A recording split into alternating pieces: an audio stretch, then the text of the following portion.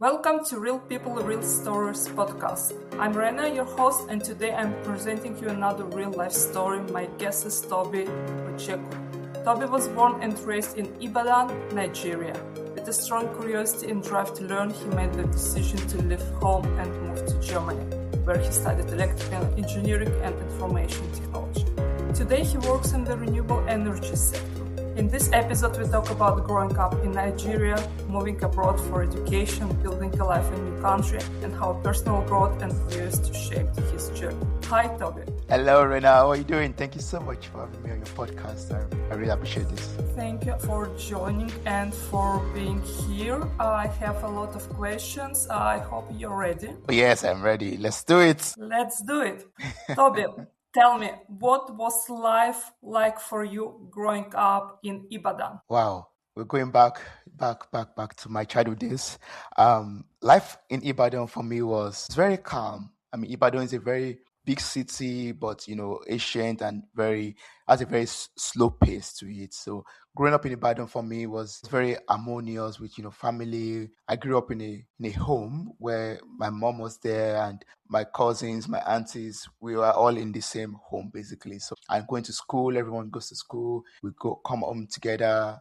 I mean, at different times also. Then there are house chores to do. It's basically a very family oriented upbringing for me, like having everyone around you. You have the person who does the dishes, person who has to sweep, person who has to do some washing.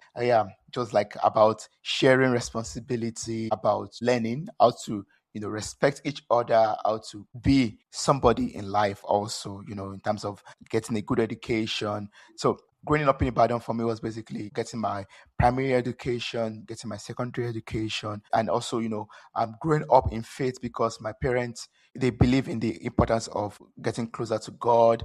So we were brought up basically in that life also. So right now, when I think about my days in Ibadan, it was quite simple. It was just basically church and then family and then school. It was just that triangle basically. So I was on a podcast I think a couple of months ago, and I was like, I guess I just lived that triangle life basically. And I was in church more days of the week than that I've ever been to in my life afterwards, because you have the Sunday where you go to church for the Sunday services. Then you have on Tuesday you have a Bible study. You go to church again for Bible studies. You have Wednesday. My mom and my siblings were in the choir, so they go to church for choir practice. Then we have Thursday, which is house fellowship. You have people who come over to your place, or you go to other people's place for Bible study in a home house fellowship. Then you have Fridays. A lot of Fridays we have like nights, we have vigils basically. So we go to church, for overnight services, and then you are back in church again on Sunday. And in between you go to school, and in between you are at home. So my life was basically filled in that triangle. That's what I can remember from growing up in Ibadan. Thank you for sharing this. That's quite an intensive childhood, school, home, church, and this circle all over again almost every day. Yes. You grew up in a very religious home. My question is, why did you choose Germany as the place to continue your education? I mean, why specifically Germany? Because there are also other countries who have high quality education, and probably Nigeria also has some universities. So why Germany? Yeah. So I chose, there's a kind of story behind this. Years and years ago, my dad bought a Mercedes Benz. And he brought it home. I guess they had to do like some repairs in it. So they opened up the bonnet, and you have the beautiful Mercedes logo inside of it, and you have boldly written "Made in Germany." And I was like, oh my God, this machine is made in Germany. And before that, prior to that, I've had this passion for engineering. I want to like invent things or work in this kind of technological world also. And seeing that, I was like, a light bulb just switched on in my head, and I was like, I would like to go to where this kind of invention or even innovation comes from, this wonderful device comes from, or machine comes from. And as I asked my dad about it, and he was like, oh, that's a brilliant idea, because going to Germany is actually a good thing in terms of the quality of education that you get here, the kind of leading that Germany has, the German universities have in terms of teaching engineering, all kinds of engineering, it can be compared to what we have in Nigeria. So in Nigeria, you could go to a federal university, you don't have to pay so much for those universities, but the quality that you get, the recognition that your certificates has cannot be compared to what you have in Germany. And if you decide to go to a private university, you have to pay more than you would ever pay here in Germany, as at the time where I was studying here in Germany.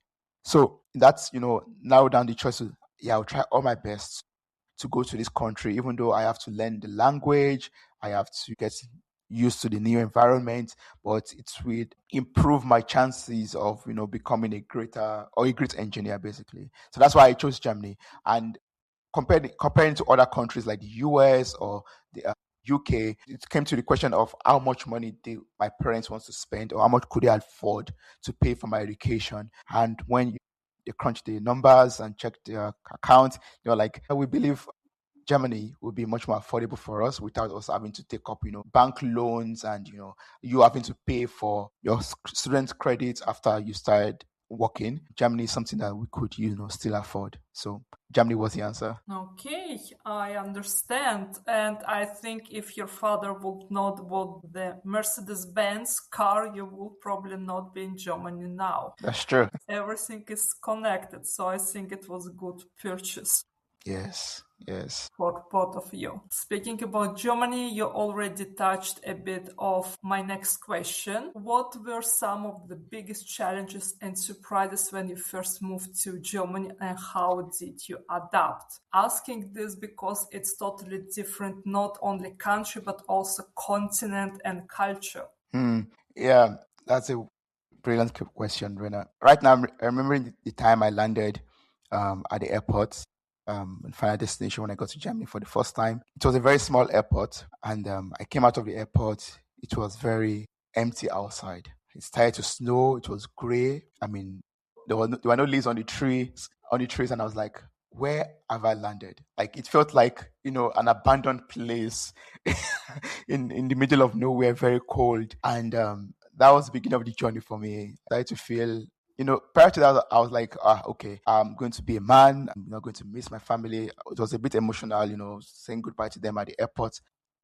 I was excited about what the future was holding up for me in terms of coming to Germany. I got here and I felt it. I felt alone at that point in my life, I felt very alone. Felt, yeah, it was a bit difficult, like emotional for me to, come into the system. The first week for me, I was just looking outside from where I was staying with a friend, and the friend I was even staying with was not someone I knew before. I got to know him from the university, so I was just in the midst of strangers all through. So I left that place where I have familiar faces to a place where I know no one. I just had to cope and just be there, basically. I dealt with that, darkness that loneliness brings along with it.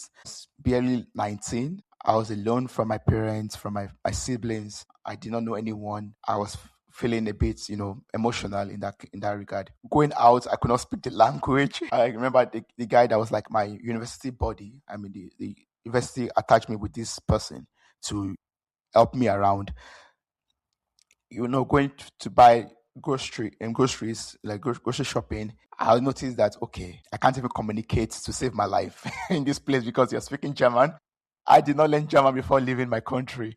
So I was like, okay, this is a different language entirely. I don't even know a word of it to start with. I had to deal with that. I had to deal with, the way people interact also. Like, back at home in Nigeria, you have neighbors, they could come over to your place, even though everyone lived in, like, my neighborhood, everyone lived in, like,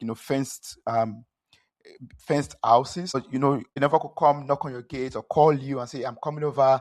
Can I get, like, some oil from you? Can I get some salt from you? We go over to their place, watch a movie together, eat together, do stuff together. It was like, one big family in the neighborhood.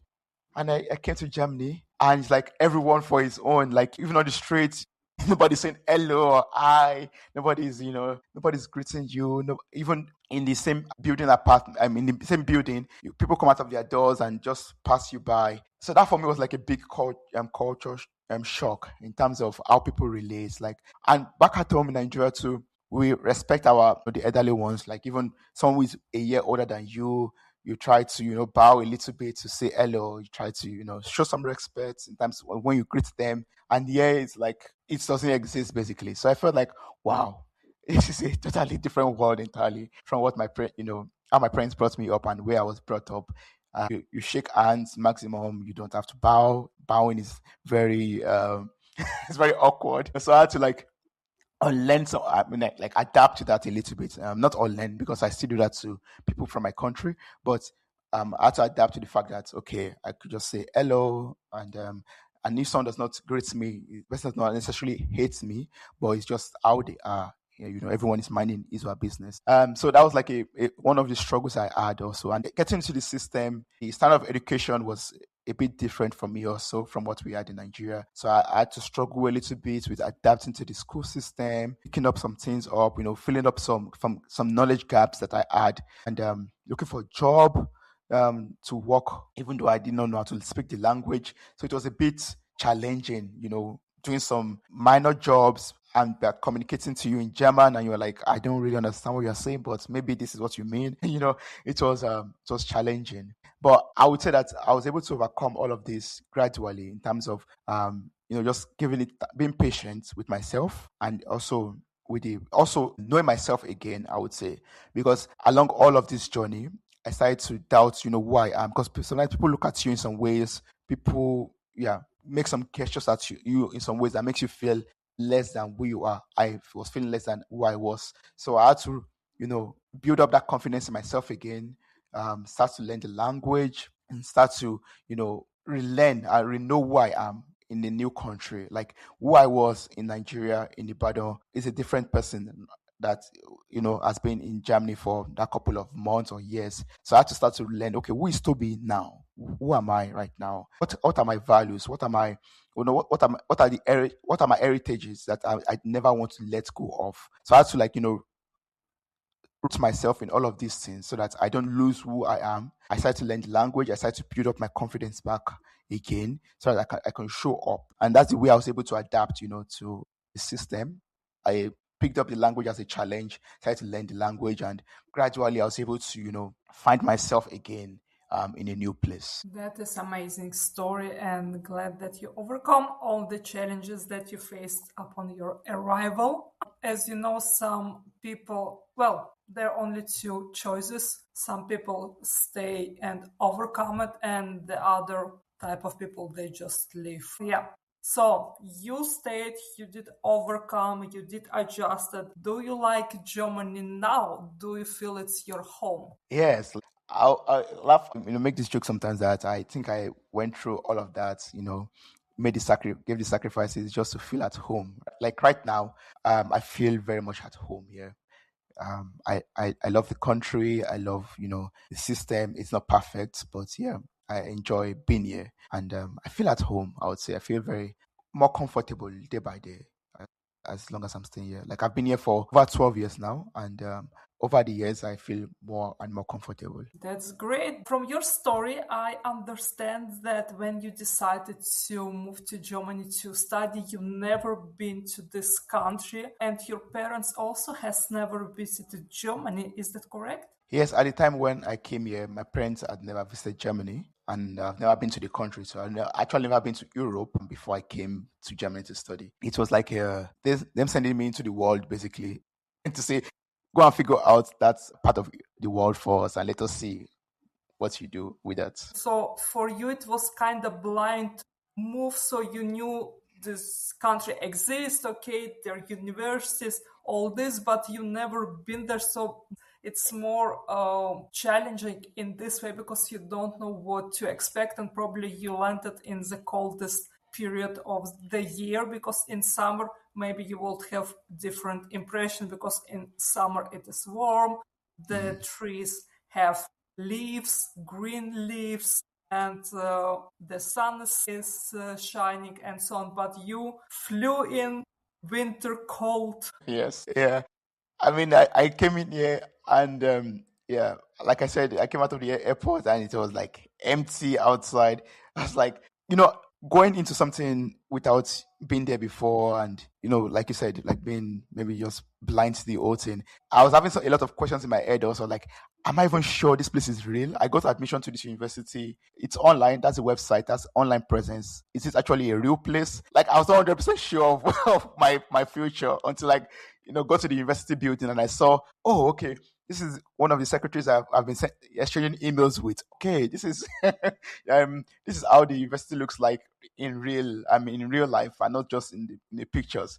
I was living every certainty that I had back at home for uncertainties, basically. Yeah, like you what you just said right now made me remember that. Yeah, I felt like I was, with a blindfold over my eyes and entering into the cold. I came in February 2013. I entered into the cold and removing the blindfold. I was like, okay, now what do I do in this? No green leaves on the tree. Very cold, snowy, empty part of the world that I've landed in. I can imagine it was a big shock for you, and it was a risk move because you also, when you stepped out, you were not sure if the university even exists. So maybe they were scamming you and inviting you just to come to this cold country for nothing. Yeah, that's true. But the university existed, you studied, and speaking about your studies, you mentioned earlier that you were interested in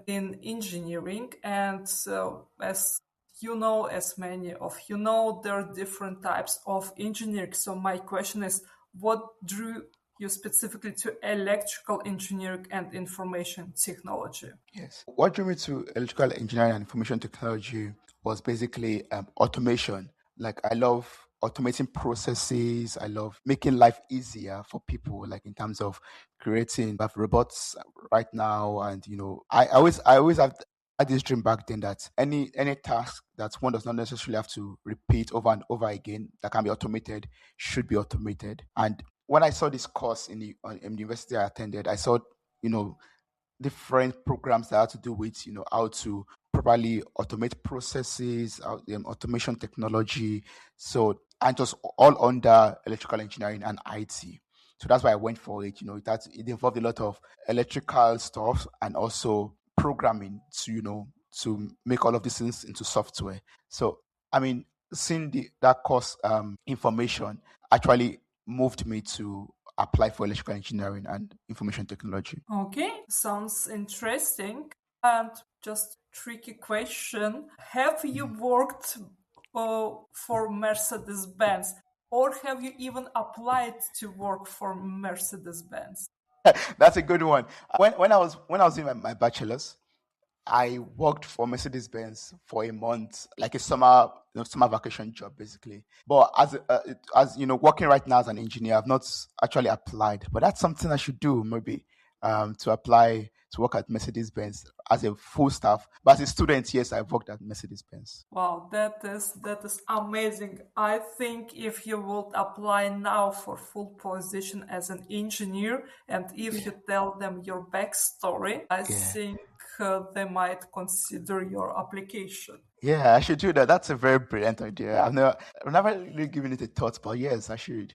I mean, it's such a connection. I know there are also other companies and BMW and Volkswagen and Audi, but all your journey started with Mercedes-Benz, so that's Yeah, kind of iconic. that's true. Yes. Thanks for that. I'll look into what they have right now. You also mentioned that now you're working in renewable energy. So the question is, how did your studies translate into working in the renewable energy field? Yeah, so I'm studying electrical engineering and information technology. I had the opportunity to specialize in automation technology and also energy technology. But the part of energy technology that I specialized in was basically also process engineering and process automation. So in the renewable energy sector, a lot of part of it has to do with simulating and developing of the software that is being used for the wind turbines, for example, for the wind parks. So that was the part I was able to contribute to, basically, like developing of the software, kind of the developing, because these machines are quite pricey. So they have to go through a lot of testing, a lot of simulation to ensure that everything works properly, to ensure that the software is well developed before they are being, sent to the field, to the real turbines and the real wind parks. So that's what I studied. My electrical engineering and information technology translated into the renewable sector, into the software part of the renewable sector. So it is, after all, interconnected, and it's actually interconnected pretty much directly. That's great. Let me ask the next question. If you look back at your journey, would you do something different? Like, for example, would you maybe be more prepared to your move to Germany? Maybe you would consider something else. Would you change something or do it in different way? I believe that everything worked out the way it was meant to work out. But if I was going to change anything, I would change earlier, I believe I was very shy and wanted to take no risk. I was, afraid. Those are the things I would change about myself. Even taking risk, even when I'm afraid, that's one thing I would do differently. Like, I would take the risks even when I am afraid. Coming to Germany and applying for some opportunities here, back then I was like, no, I felt less than because of of the color of my skin. I felt like because of the African accent and me not being able to speak German properly at that time, I felt less than myself. I would change, if I looking back at my journey, I would love to change that, to feel like I am here because I deserve to be here. And I'm here for a reason, for a purpose, and I should not let my shortcomings, I should not let my origin to limit me from reaching for the stars, reaching for great things in life. Thank you for sharing this, and it's great that you feel that you wouldn't change anything. It means you don't have any regrets, so that's a good thing. And everybody knows we can, of course, everyone can work on ourselves to improve, to fight our fears or some other insecurities that we might Yeah, have. So that can be applicable in any case if somebody has it. yeah, that's true. Before we finish, what's the one thing you'd like listeners to take away from today's conversation? Or maybe you have advice for people who might plan to move abroad or maybe study? Oh yeah, one advice I would love to give. One thing that I keep on reminding myself about is basically that, I think I've mentioned it a couple of times already, is that you are enough. And if you have something in your heart, something great in your heart that you want to achieve, like traveling abroad to study, go for it, do it. As long as you do not let your current situation determine the future that you have dreamt for yourself. Like, you are more than enough, and you can achieve the greatness that you desire to achieve, as long as you take the actions that you need. You want to travel abroad, you want to apply for that job, you want to change the way your life is, you can do it, as long as you put your heart into it and you believe that you have what it takes to do it. And on this positive note, we're ending the episode. I thank you for joining. Thank you so much, Rena. I appreciate this. Thank you. And thank you for listening to Real People, Real Stories podcast. Join us next time for another inspiring story.